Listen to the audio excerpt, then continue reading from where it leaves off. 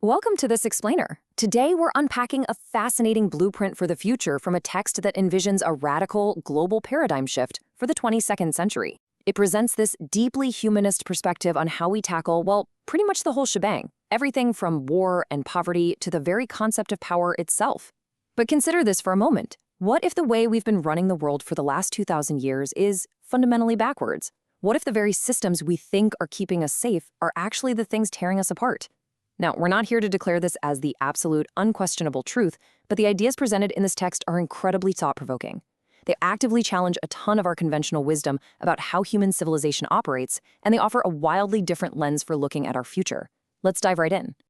Okay, so the source asks us to reconsider human violence through a really specific, highly modern metaphor, COVID-19. Think about our global reaction during the pandemic.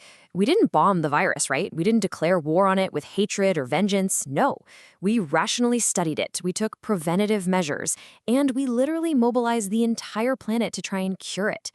So the author proposes this provocative, almost jarring idea. What if heinous human acts are just symptoms of a disease?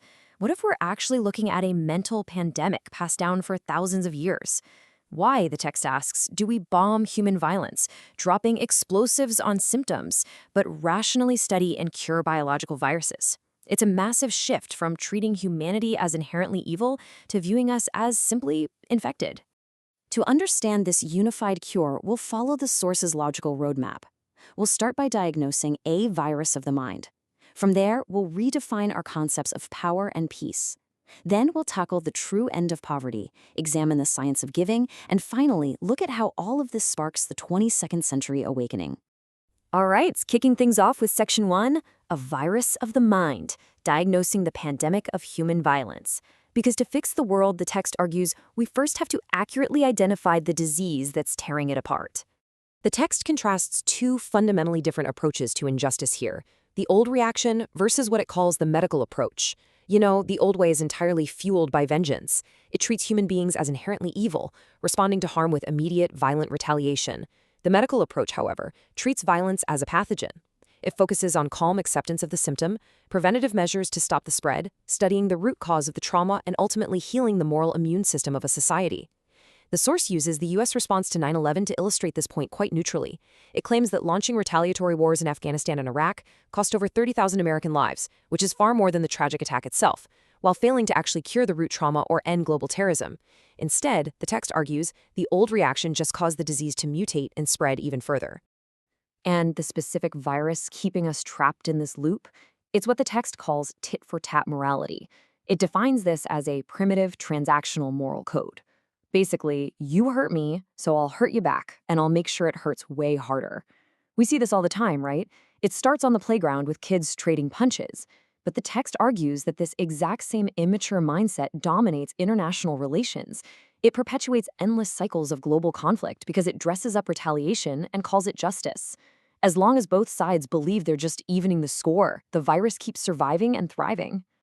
Moving into Section 2, redefining power and peace. Because diagnosing the virus is really only half the battle. Actually breaking this deeply ingrained cycle of retaliation requires an entirely new approach to how we handle conflict. The text points out that historically, we usually only see two failing responses to injustice. On one hand, we have passive submission, which simply invites more abuse. On the other hand, we have violent retaliation, which, as we just discussed, only deepens the conflict and feeds the virus. But the source proposes a third path. This is firm, peaceful resistance. It's about having the immense courage to calmly and clearly expose injustice with moral clarity, without ever resorting to hatred or physical aggression. Honestly, it takes significantly more strength to stand your ground and refuse to throw a punch than it does to simply strike back. To actually implement this third path, the text outlines a highly structured, almost step-by-step methodology for stopping any war on Earth. It operates like a logical chain reaction. Step 1. Recognize that all human lives are deeply interconnected. An attack on one is a failure of the whole. That realization leads to Step 2. Respect the dignity of every single person, regardless of their origin or actions. Which naturally brings us to Step 3. Respond to injustice with truth and immense courage, not violence. And finally, Step 4. Embrace technological and economic progress, but always safeguard that moral clarity above all else. The author frames this deliberate process not as naive weakness, but as the absolute ultimate form of strategic wisdom. Now, the absolutely crucial point here is how the text redefines power itself. It calls power a collective fiction, a shared belief that certain individuals can legitimately shape the behavior of others. The author argues that power isn't some divine right. It's not an inherent privilege to be hoarded or used to intimidate people. Actually, it's supposed to be a purely functional tool, a public service meant strictly to contribute to human well-being. By this definition, wielding power for mere ego or control isn't just bad leadership. It is presented as fundamentally unethical and a glaring symptom of the mind virus. That brings us to Section 3, the true ends of poverty. Because it's not just our views on violence that are infected. The text argues that our current global benchmark for survival completely misses the mark when it comes to basic human dignity. Take a look at this number, $2.15. That is the United Nations daily income metric for extreme poverty, $2.15 a day. The author argues that this is a staggeringly, unacceptably low bar for human dignity. According to the source, celebrating when someone crosses the threshold to earning, say, $3 a day doesn't mean they are no longer poor. It merely means they are surviving.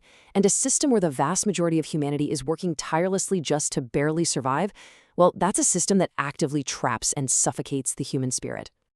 So the source provides a wildly alternative definition. True freedom from poverty isn't just negotiating a slightly higher hourly wage. It's achieving total financial independence. It means your baseline monthly living expenses are completely met through returns on invested capital, things like dividends, mutual funds, or interest. Imagine waking up without that lingering dread of next month's rent, or the terrifying existential fear of losing your job. The text claims this isn't some utopian pipe dream of universal mansions and yachts, but a practical, achievable vision of widespread financial resilience, a resilience that frees people to finally work for purpose and progress rather than pure desperate survival. To actually get there, the source suggests a radical policy concept, a 50% savings rate.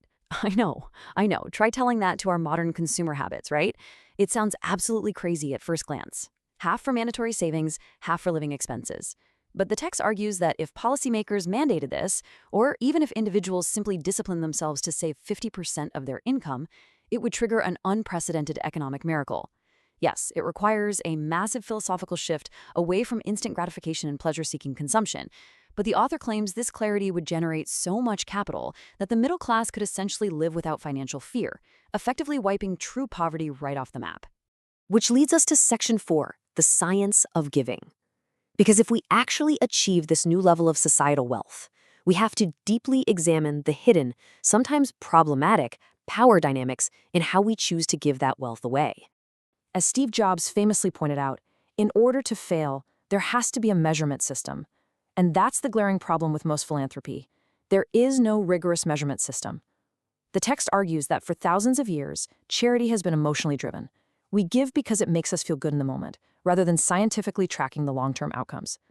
But giving without strict accountability or measurable goals often creates a cycle of long-term dependency rather than actual, sustainable solutions that cure the root cause of the suffering. The text draws a really sharp line here between two types of philanthropy. On one side, we have charity as power. The author notes this is often driven by the ego of the giver, used by wealthy nations to force political compliance from poorer ones, and ultimately creates permanent dependents who always need the next handout. On the other side is the text's humanist vision, charity as empowerment. Think of this less like a guilt-driven donation and more like venture capital. It is driven by wisdom, tracked relentlessly for return on investment, the return being human flourishing, of course, and its ultimate defining goal is to make itself completely obsolete by fostering true, lasting self-reliance. All right, final section, the 22nd century awakening. How do all these massive shifts in how we view war, wealth, and charity actually snowball into a completely new reality? How does this future actually happen? Well, the text lays out a fascinating mathematical concept we can call the 10% rule. It argues that you absolutely do not need a massive, violent revolution to change the world. Actually, scratch that. You don't even need a majority. Instead, it starts with a moral minority of just 10% of the population adopting these uncompromising ethics. Because true integrity is inherently contagious. That 10% naturally sets a new standard in their workplaces, their schools, and their local politics.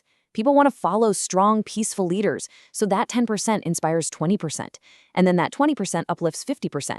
It's an exponential, unstoppable global awakening triggered simply by a highly disciplined minority choosing contribution over consumption and healing over retaliation. The text envisions that the nation that successfully embraces this ethical operating system will naturally become the next global superpower.